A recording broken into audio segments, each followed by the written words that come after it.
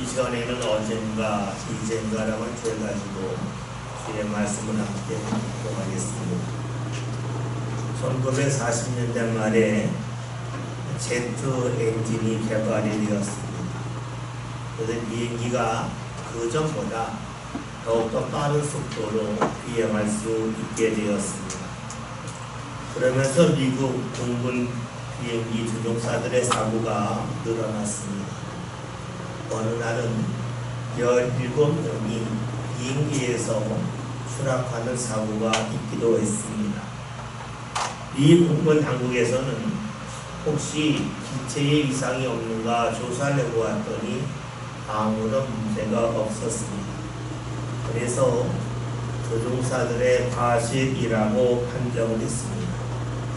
그런데 조종사들의 생각은 달랐습니다. 자신들은 과실을 범하지 아니했다 하는 겁니다. 그러면 왜 이렇게 많은 사고가 일어난 것이겠습니까?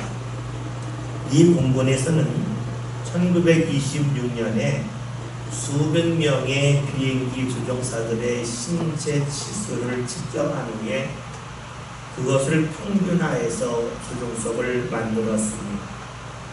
조종사들이 앉는 시트의 규격과 모양, 그리고 가속 페달, 기어의 거리, 그리고 헬멧의 모양까지도 이에 맞게 설계를 했습니다. 그런데 사고가 거듭되게 되자 미 당국에서는 다시금 조종사들의 신체 치수를 재기로 했습니다. 1952년도에 길버트 다니엘스라고 하는 사람이 이에 참여하였습니다. 그는 대학에서 인체 해부를 다루는 체질 인류학을 전공했는데 그가 항공연구소에서 비행기 조종사들의 신체의 평균값을 내는 것에 대하여 의구심을 가졌습니다. 4,063명의 조종사들의 신체 지수와 그리고 개개인을 일일이 그가 조사하기 시작했습니다. 10개 부분을 조사했는데 놀라운 결과가 나타났습니다. 4,063명 중에서 평균치에 해당되는 조종사가 한 명도 없었다 하는 겁니다.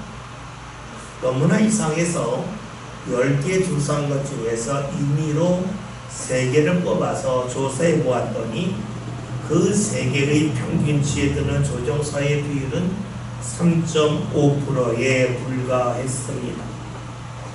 이것은 무엇을 말하겠습니까? 지금까지 비행기 조종석을 배치할 때에 평균치에 맞게 만들어서 배치했는데 그것이 잘못되었다는 겁니다. 왜 그럴까요? 사람의 키가 같다 해도 사람의 체중이 같은 것은 아닙니다.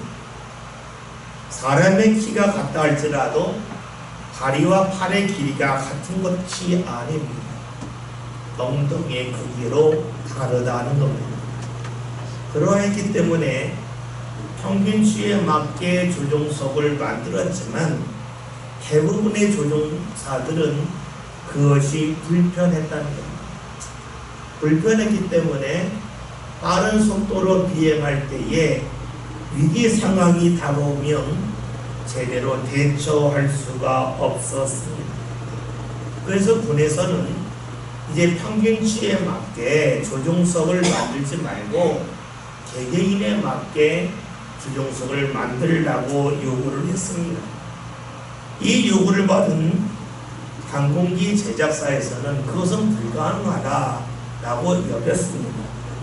그런데 얼마 지나지 않아서 놀라운 해결책이 나왔습니다. 그것은 다름 아닌 조절 가능한 시트를 만드는 것이었습니다. 시트의 높이를 조절할 수 있게끔 한 것이고 시트를 앞뒤로 움직일 수 있게끔 한 겁니다. 그리고 조종사들이 있으면 헬멧에도 좋은 끈을 달아서 머리가 큰 사람이든 작은 사람이든 그 헬멧을 쓸 때에 불편함이 없도록 했습니다.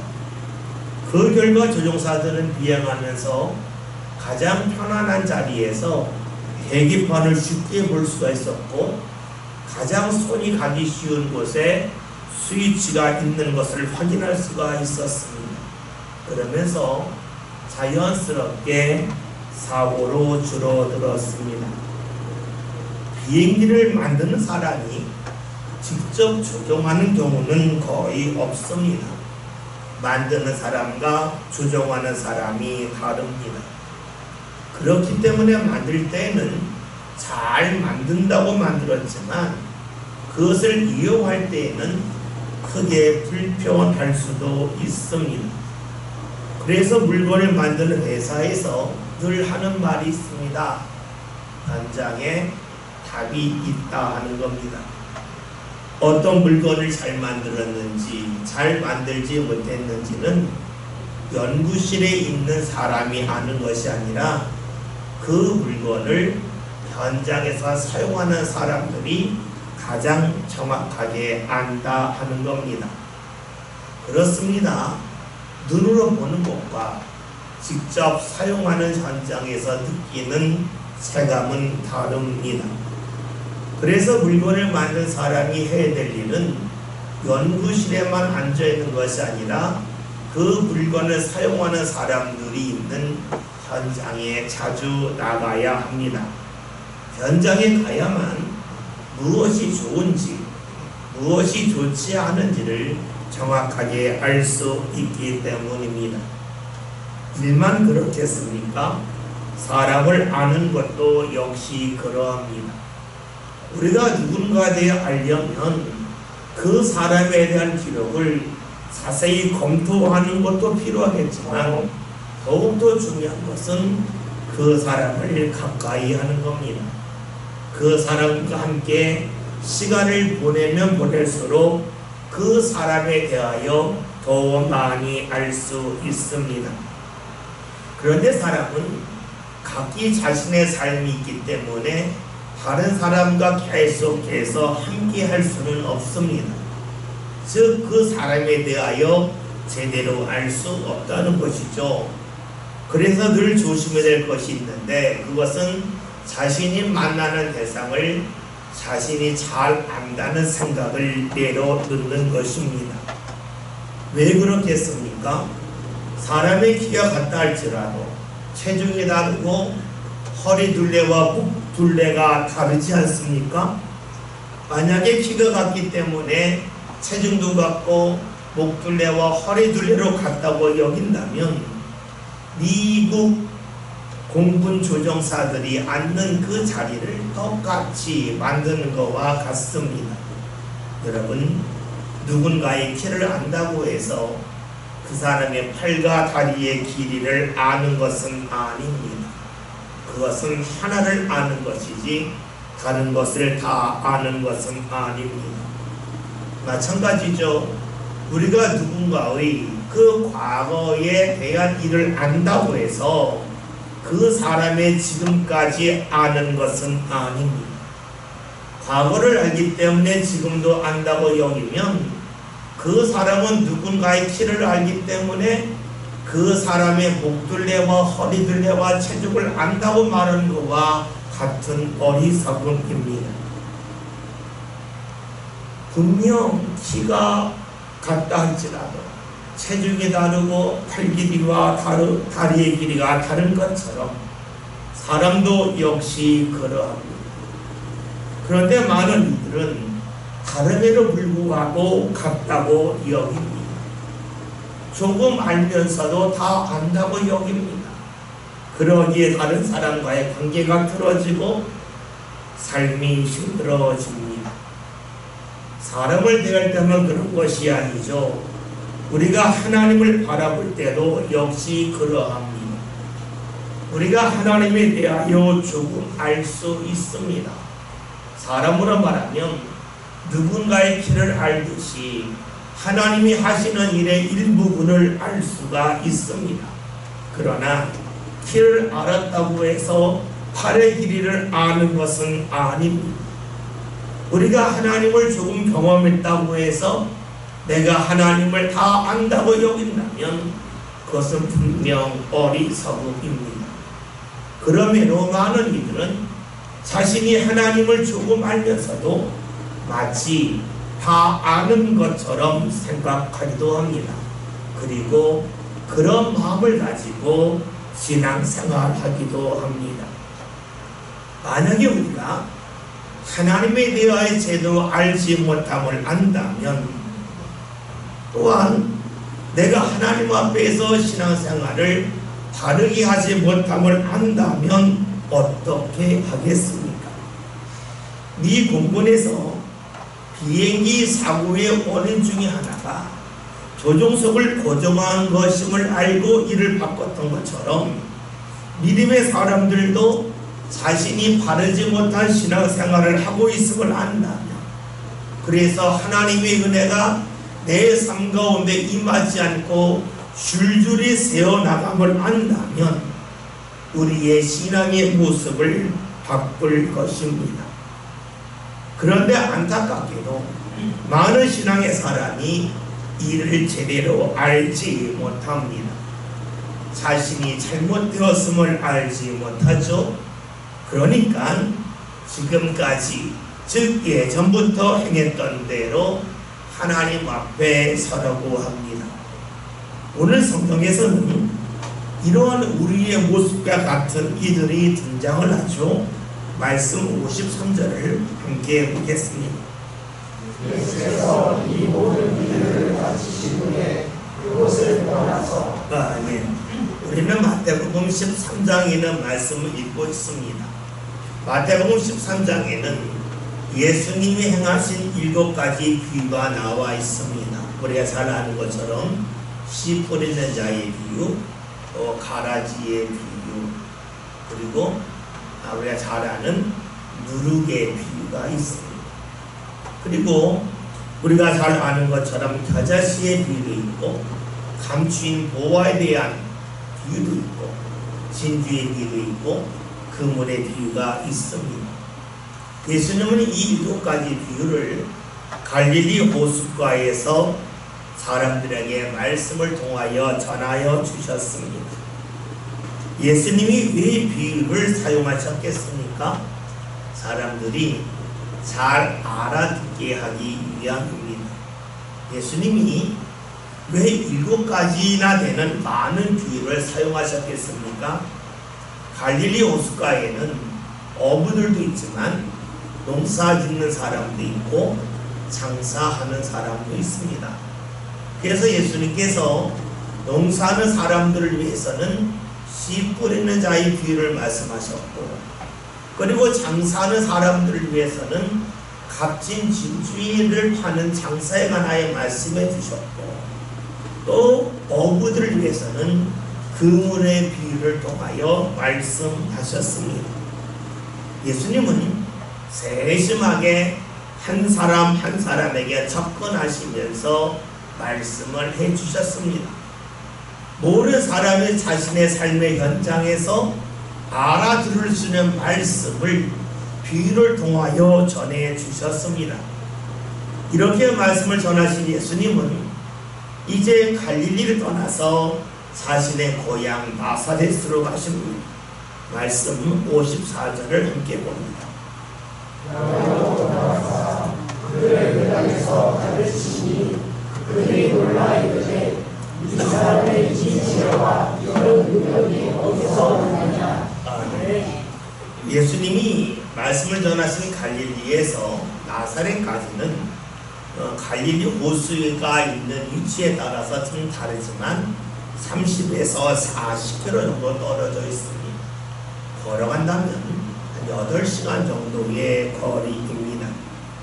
예수님이 나사렛 회당에서 말씀을 전하십니다. 갈릴리에서처럼 예수님은 한 사람 한 사람이 자신의 삶의 현장에서 느끼고 또 알만한 그런 말씀을 가지고 전하셨습니다. 그러니까 사람들이 말씀을 듣고 놀라죠. 왜냐하면 자신이 알아들을 수 있는 말씀을 예수님이 하셨기 때문입니다. 예수님이 말씀을 전하셨을 때 오늘 54절에 나와 있는 말씀처럼 사람들이 깜짝 놀랐습니다. 이 사람이 말씀을 어쩌면 이렇게 지혜롭게 우리가 알아들을 수 있게 전하는가 하면서 놀란 것입니다. 우리가 알고 있듯이 예수님은 어떠한 분이십니까? 예수님은 하나님이 사람의 몸을 입고 이 세상에 오신 분입니다. 하나님이 사람이 살고 있는 현장 속으로 오신 분이 바로 예수님이십니다. 왜 오셨습니까? 하나님의 말씀이, 하나님의 은혜가 사람들 삶 가운데 잘 스며들기를 원하셨기 때문입니다. 그래서 예수님은 사람의 삶을 직접 몸으로 체험하시고 입히셨습니다. 예수님은 사람에 대하여 책을 통하여 알고 누군가의 증언을 통하여 알려고 하신 것이 아니었습니다. 머리로 알려고 하지 않으셨습니다. 직접 몸으로 경험하고 체험하기를 원하셨습니다. 그래서 예수님은 자신의 아버지인 요셉의 집에서 30년 동안 아버지를 도왔습니다. 묵묵히 도왔습니다. 그러는 가운데 사람들에 대하여 보다 정확하게 아셨습니다. 예수님은 사람을 알기 위해서 목수라고 하는 낮은 직업의 자리를 마다하지 아니하셨습니다. 30년 동안 묵묵히 기다리셨고 자신을 드러내지 아니하셨습니다. 그런데 사람들은 어떠합니까? 55절 56절의 말씀을 함께 봅니다. 이는 그 목수의 아들이 아니라 그 어머니는 마리아, 그 형제들은 야고보, 요셉, 시몬, 유다라 하지 않느냐? 우리들은 다 우리와 함께 있지 아니하냐? 그런즉 이 사람의 이 모든 것이 어디서 나느냐 하고. 아멘. 말씀을 본 사람들이 예수님의 말씀을 듣고 놀랬지만 예수님이 누군지를 알고 또다시 놀랍니다. 왜냐하면 예수님은 목수의 아들이라는 겁니다. 많이 배우지 않았다는 겁니다. 자신의 동네에서 아주 가난하고 비천하게 사는 그런 집안 사람이라 하는 겁니다. 그래서 사람들은 생각을 합니다. 이렇게 못 배운 사람이 놀라운 말을 한번 전하였지만 더 전할 것이 있겠냐, 다 전할 것 아니겠냐 라고 생각을 합니다. 왜냐하면 자신들이 30년 동안 예수님이 어떻게 사셨는지를 알기 때문에 예수님을 통하여 나올 말씀은 더 이상 없다고 여겼기 때문입니다. 여러분, 이러한 판단이 과연 옳은 것이겠습니까? 누군가의 길을 안다고 해서 그 사람의 팔의 길이를 알고 다리의 길을 안다고 여긴다면 우리는 그 사람을 향하여 지혜롭다고 말하지 아니합니다. 그런데 사람들은 그렇게 반응하지 않았습니다. 예수님에 대하여 조금 아는 것이 있기 때문에 다른 것까지도 아니 다 안다고 여깁니다. 이것이 사람의 특징입니다. 사람은 자신이 조금만 알고 있음에도 불구하고 마치 많이 아는 것처럼 자신을 부풀리기를 좋아합니다. 다시 말하면 자신을 실제보다 더 크게 과대 포장하기를 좋아합니다. 다시 말하면 교만의 자리에 오르기를 좋아합니다.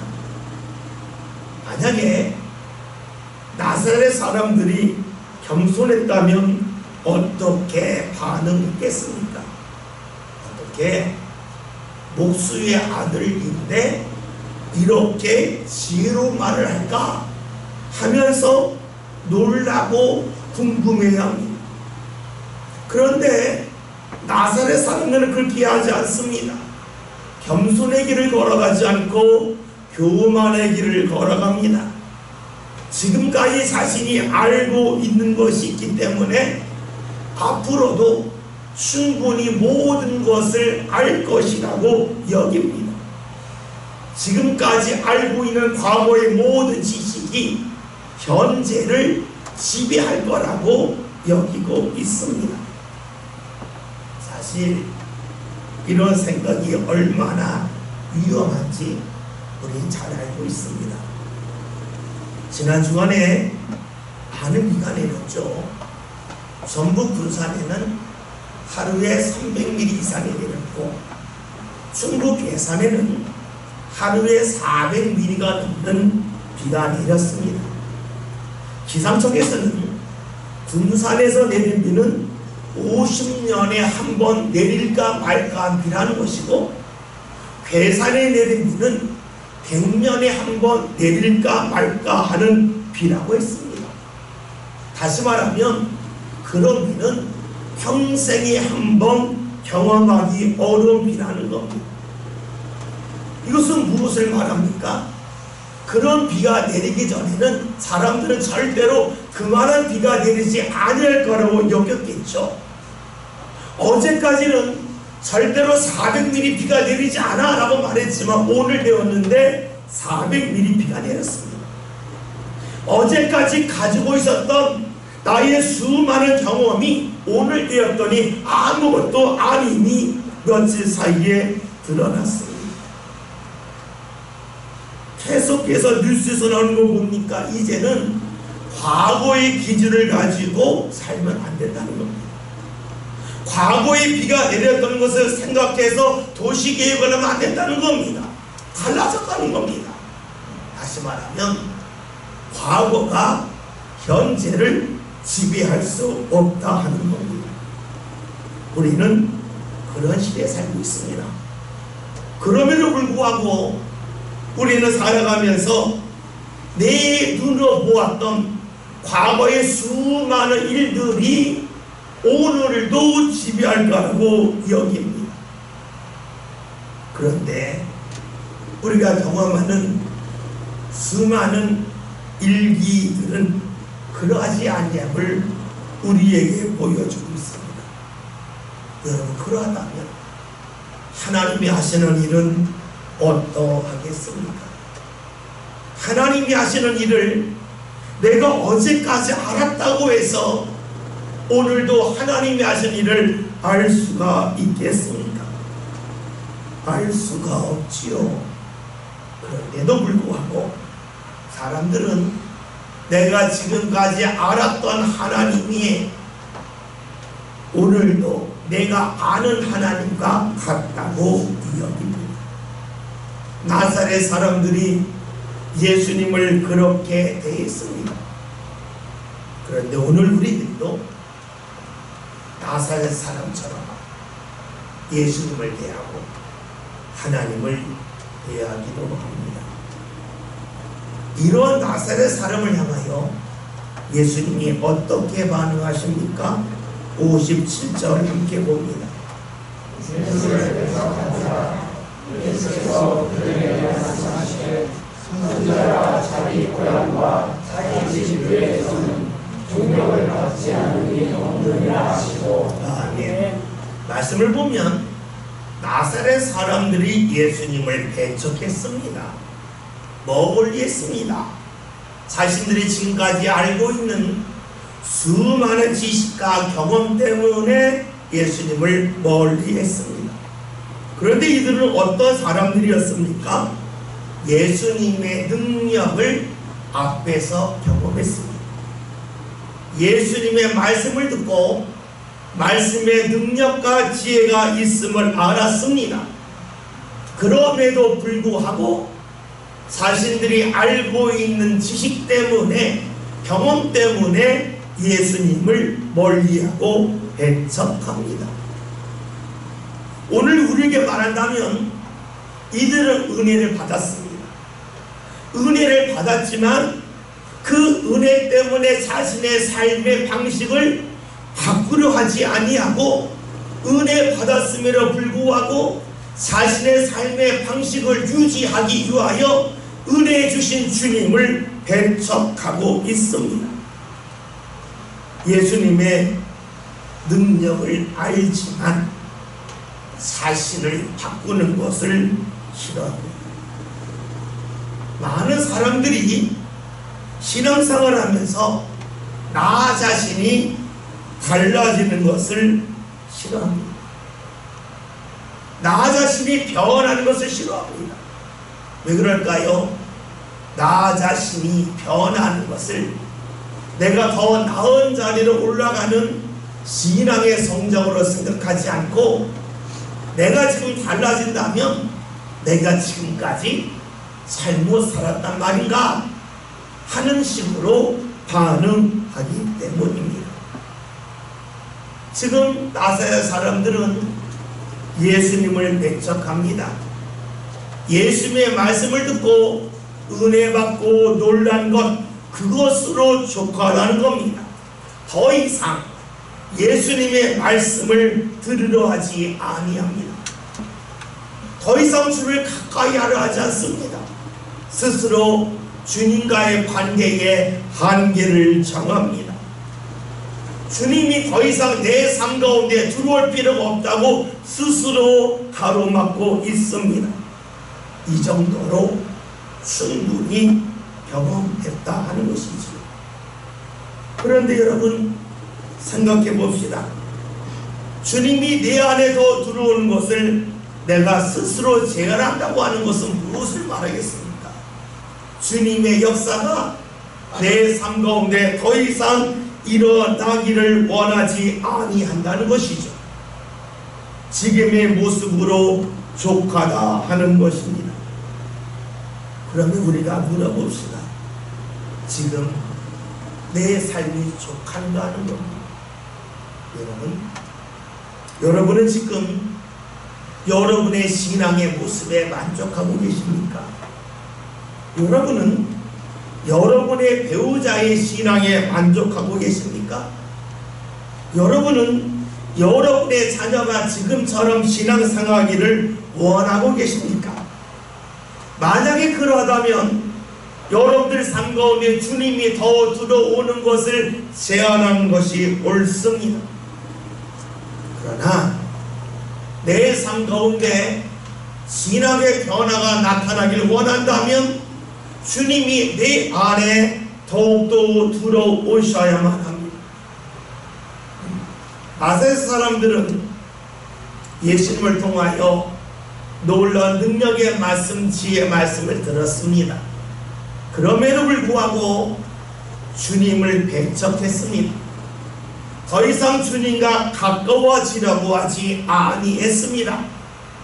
지금까지 자신이 살고 경험했던 수많은 삶의 방식을 이어가려고 했습니다. 그런 이들에게 예수님은 어떻게 대하십니까?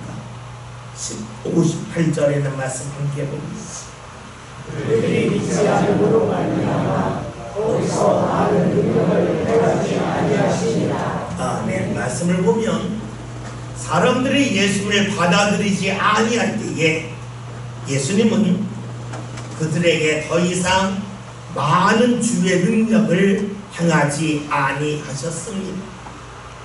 사람들이 예수님을 차단하고 예수님을 받아들이지 아니할 때에 예수님은 더 이상 그들에게 하나님의 역사를 보여주지 아니하셨습니다.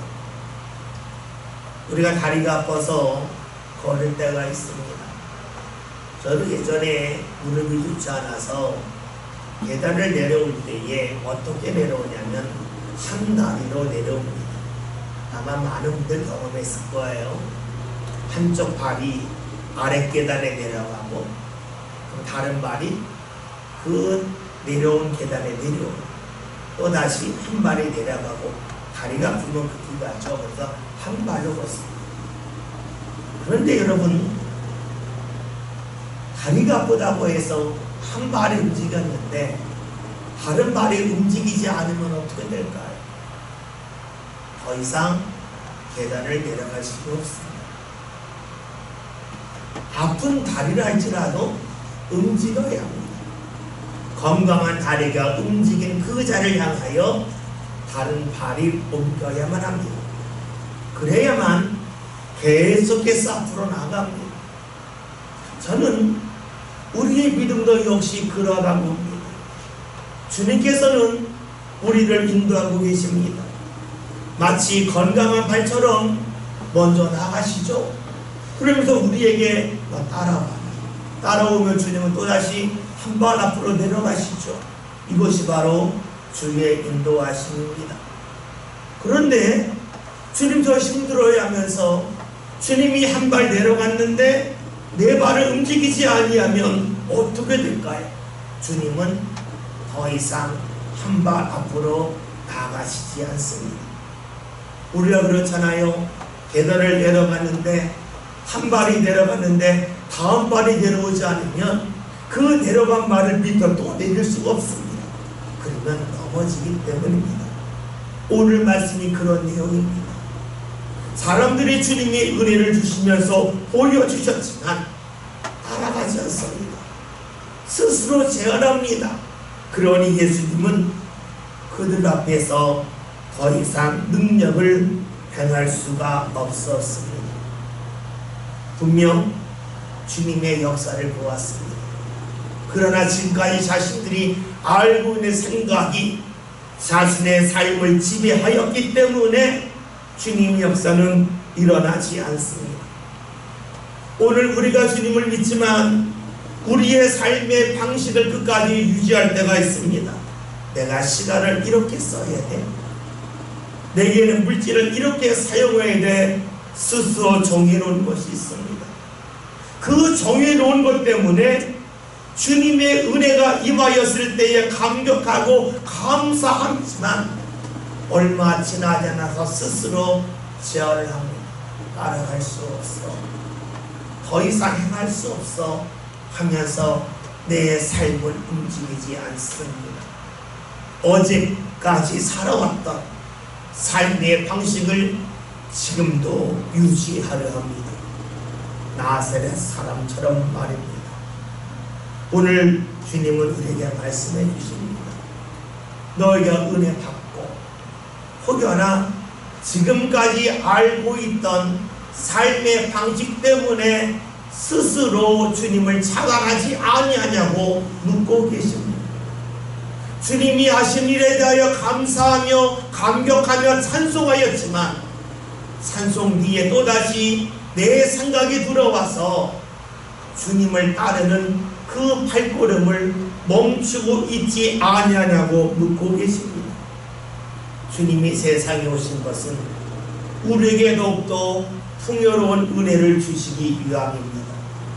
그 은혜는 주님이 앞서 가셨을 때에 우리가 뒤따라갈 때 비로소 계속해서 임하는 것이지, 나는 한 자리를 고수하면서 주님께서 계속해서 내 삶 가운데 은혜 베푸시기를 기대한다면 그것은 분명 지혜롭지 못한 일입니다. 오늘 말씀 제목이 어젠가 이젠가입니다.